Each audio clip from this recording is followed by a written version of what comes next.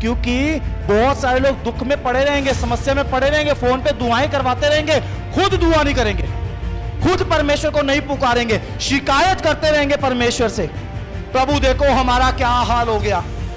प्रार्थना नहीं करेंगे, घुटनों पे नहीं आते, कमरा बंद करके परमेश्वर को नहीं पुकारते, परमेश्वर के सामने रोते नहीं है, परमेश्वर से मांगते नहीं है, इसीलिए उनको मिलता भी नहीं है। परमेश्वर बोलता है अभी नहीं मांगते कोई बात नहीं, लेकिन उस टाइम तो जरूर आओगे तुम प्रार्थना करने के लिए। आमीन।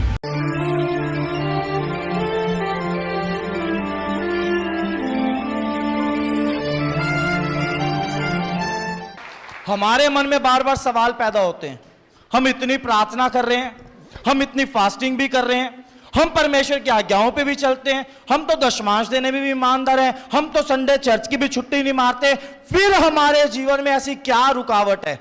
वो पास्टर जी को भी फोन करके यही सवाल करेंगे, परमेश्वर से बैठ के प्रार्थना में भी यही सवाल करेंगे, बहुत सारी बातें लोगों के मन में चलती रहती है, शैतान उनके जीवन में डालता रहता है। तेरे जीवन में पाप है इसलिए तेरी ब्लेसिंग रुकी हुई है, तेरे जीवन में कमजोरी है इसलिए तेरी ब्लेसिंग रुकी हुई है, तू अपने जीवन में गलत काम करता है इसलिए तेरी ब्लेसिंग रुकी हुई है। लेकिन मैं आपको एक बात बोलना चाहता हूं, आपकी ब्लेसिंग का आना और रुकना सब परमेश्वर के समय के ऊपर निर्भर करता है। अगर परमेश्वर का समय आ चुका है, आपकी ब्लेसिंग कोई नहीं रोक सकता, परमेश्वर आपको जरूर ब्लेस करेगा। आमीन, हालेलुया। आपकी जिंदगी में चमत्कार होने का दिन, आपकी जिंदगी में बदलाव आने का समय, आपकी जिंदगी में आशीष मिलने का समय परमेश्वर पहले से तय कर चुका है, और वो दिन आते ही आपकी जिंदगी में बहुत बड़ा चमत्कार होने वाला है। आमीन। यहां पर परमेश्वर इजरायलियों से बात कर रहा है और परमेश्वर उनको बोलता है कि 70 वर्ष के पूरे होने पर मैं तुम्हारी सुधि लूंगा, और जो वचन मैंने तुम्हें दिया था कि मैं तुम्हें बंधुआई से लौटा ले आऊंगा, उसको मैं पूरा करूंगा। आमीन। अब ध्यान से सुनो, इस वचन के पीछे की थोड़ी सी स्टोरी आपको बताता हूं ताकि आपको समझ में आए। स्टोरी ये है, परमेश्वर के चुने हुए लोग हैं, जैसे आज के टाइम में आप लोग हो, ऐसे ही पुराने नियम में इजरायली लोग थे। आमीन।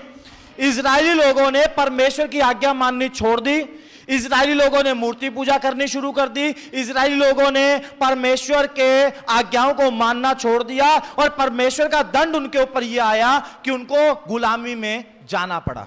हालेलुया। अब इजरायलियों को गुलामी में जाना पड़ा, बेबीलोन की गुलामी में है, सालों साल बीत चुके हैं, और वो इंतजार कर रहे हैं कि परमेश्वर उनको इस गुलामी से बाहर निकाले। बोलो हालेलुया, हालेलुया। अब परमेश्वर यह चाहता है कि इजरायली लोग बैठकर मनन करें, उनके जीवन में बदलाव आना शुरू हो, इसीलिए परमेश्वर ने 70 वर्ष का समय दिया। कितने वर्ष का? परमेश्वर को पता है इजरायली लोग 70 वर्ष से पहले मानने वाले नहीं है, 70 साल लगेंगे इनको बदलने में, 70 साल लगेंगे इनको पश्चाताप करने में, 70 साल लगेंगे जब ये अपना मन फिराएंगे और परमेश्वर के आज्ञाओं को फिर से मानना शुरू करेंगे। हालेलुया। इसलिए परमेश्वर ने डिक्लेयर कर दिया 70 वर्ष के पूरे होने पर मैं तुम्हारी सुधि लूंगा, मतलब 70 वर्ष पूरे हो जाएंगे गुलामी के अंदर, तब मैं तुम्हारा ध्यान करूंगा और तुम्हें छुड़ाऊंगा। आमीन।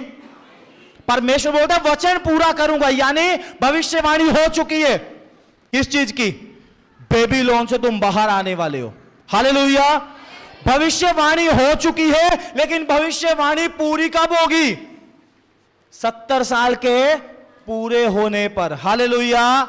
अब बहुत सारे लोग यहां बैठे हैं जिनके लिए बहुत सारी भविष्यवाणी हुई होंगी, किसी के लिए घर मिलने की हुई है, किसी के लिए गाड़ी मिलने की हुई है, किसी के लिए जॉब की हुई है, किसी के लिए चंगाई की हुई है, बहुत सारी भविष्यवाणियां आपके लिए हुई होंगी। अब बहुत सारे लोग सोचते हैं मेरे लिए तो भविष्यवाणी भी होगी तब भी मुझे बच्चे की ब्लेसिंग नहीं मिली, मेरे लिए तो भविष्यवाणी भी होगी तब भी मुझे जॉब नहीं मिली। भविष्य वक्ता के ऊपर सवाल उठा देंगे। हालेलुया। भविष्य वक्ता के ऊपर सवाल मत उठाओ, उसने जो बोला परमेश्वर की ओर से बोला, जब परमेश्वर का समय आएगा वो भविष्यवाणी जरूर पूरी होगी। आमीन। परमेश्वर बोलता 70 वर्ष के पूरे होने पर मैं तुम्हारी सुधि लूंगा। क्यों सुधि लूंगा? परमेश्वर बोलता जो कल्पनाएं मैं तुम्हारे विषय में करता हूं, मतलब जो प्लान्स मैंने तुम्हारे लिए बनाए हैं, मैं उनको जानता हूं। ही नोज वेरी वेल, वो बहुत अच्छे से जानता है आपके जीवन के लिए उसने क्या योजना बनाई है। समझ में आ रहा है आपको? बोलो हालेलुया। आपको बच्चा कब देना है वो जानता है, आपको प्रमोशन कब देनी है वो जानता है, आपको घर कब देना है वो जानता है, वो कैसे देना है वो ये भी जानता है। इसलिए वो बोलता है जो कल्पनाएं मैं तुम्हारे विषय में करता हूं उन्हें मैं जानता हूं, वो तुम्हारी हानि की नहीं वरन तुम्हारे कुशल की हैं। हालेलुया। ऐसा परमेश्वर क्यों बोलना पड़ा? इजरायली कहां पे हैं? गुलामी में। कहां पे हैं? अब वो गुलाम है, गुलामी में रो रहे होंगे, परमेश्वर हम तो तेरे लोग हैं, हम तो तेरी चुनी हुई कौम है, हम तो तेरे चुने हुए इजरायली लोग हैं, तूने क्यों हमें गुलामी में रखा? यहां गुलामी में तो हमारा बुरा हाल है, हमें खाने को अच्छा नहीं मिलता, हमें रहने को अच्छा नहीं मिलता, हमें पहनने को अच्छा नहीं मिलता, हमारे बच्चों का बुरा हाल है, तूने हमें कहां लाके फंसा दिया परमेश्वर, हम तो फंस गए, हम तो मर जाएंगे, हम तो खत्म हो जाएंगे।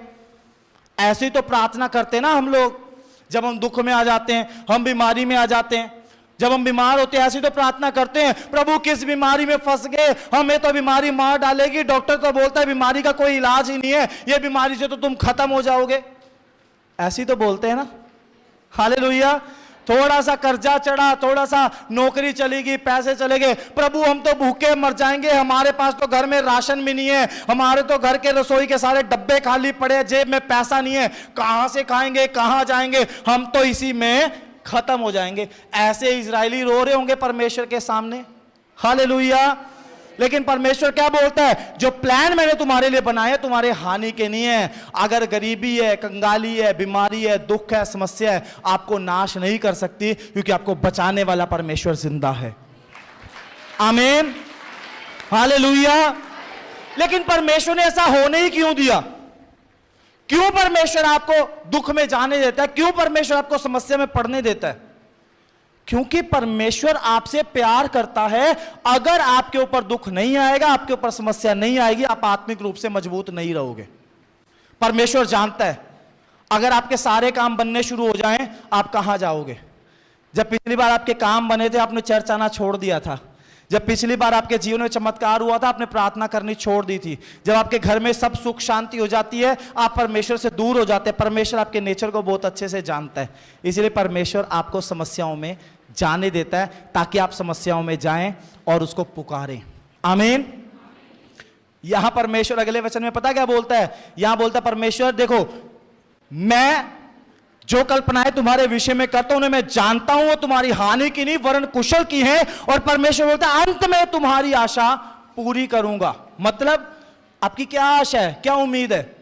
इजरायलियों की उम्मीद थी हम गुलामी से बाहर आ जाएंगे, अपने देश में वापस चले जाएंगे, फिर से बस जाएंगे। ये इजरायली चाहते थे। आप क्या चाहते हैं? आप बीमारी से चंगे होना चाहते हैं, आप परमेश्वर की ब्लेसिंग को चाहते हैं, आप धन की आशीष चाहते हैं, आप अपने घर में सुख शांति चाहते हैं, आप बच्चे की आशीष चाहते हैं, आप मकान चाहते हैं, आप दुकान चाहते हैं, जो भी आप चाहते हैं, परमेश्वर बोलता है तुम्हारी आशा मैं जरूर पूरी करूंगा। लेकिन कब? परमेश्वर बोलता है उस समय। कब? जब 70 साल पूरे हो जाएंगे। परमेश्वर बोलता उस समय तुम मुझे पुकारोगे, मुझसे प्रार्थना करोगे और मैं तुम्हारी सुनूंगा। आमीन। क्योंकि बहुत सारे लोग दुख में पड़े रहेंगे, समस्या में पड़े रहेंगे, फोन पे दुआएं करवाते रहेंगे, खुद दुआ नहीं करेंगे, खुद परमेश्वर को नहीं पुकारेंगे, शिकायत करते रहेंगे परमेश्वर से, प्रभु देखो हमारा क्या हाल हो गया। प्रार्थना नहीं करेंगे, घुटनों पे नहीं आते, कमरा बंद करके परमेश्वर को नहीं पुकारते, परमेश्वर के सामने रोते नहीं है, परमेश्वर से मांगते नहीं है, इसीलिए उनको मिलता भी नहीं है। परमेश्वर बोलता अभी नहीं मांगते कोई बात नहीं, लेकिन उस टाइम तो जरूर आओगे तुम प्रार्थना करने के लिए। आमीन। और परमेश्वर बोलता है जब तुम मुझसे प्रार्थना करोगे मैं तुम्हारी सुनूंगा। आमीन। हालेलुया। खुद प्रार्थना करनी पड़ेगी, खुद परमेश्वर के चरणों में बैठना पड़ेगा, खुद परमेश्वर को पुकारना पड़ेगा, क्योंकि अगले वचन में लिखा है तुम संपूर्ण मन से मेरे पास आओगे। हालेलुया। हालेलुया। सभी भाई बहनों को जय मसीह की। अगर आप दिल्ली या दिल्ली के आसपास रहते हैं तो आप सब जरूर आएं लिविंग ग्रेस चर्च दिल्ली में। अधिक जानकारी के लिए दिए गए नंबर पर संपर्क करें।